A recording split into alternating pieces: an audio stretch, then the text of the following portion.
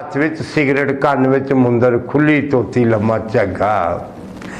हथ विच सिगरेट कन्न विच मुंदर खुली धोती लम्मा झग्गा। लोकी मैनू कह देंदे ने बुढ़ी दे थल्ले लगा। ते थल्ले लगन वाला भला काम है केड़ा? वो करदी आ हांडी रोटी, मैं तो लेना वेड़ा। ते मैं तो लेना वेड़ा, पानी दे विच इदां फिरना जो रावी विच खग्गा। और लोकी मैनू कह देंदे ने बुढ़ी दे थल्ले लगा।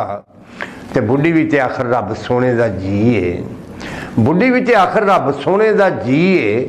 इहदे नाल कराइए काम ते हुंदा की है?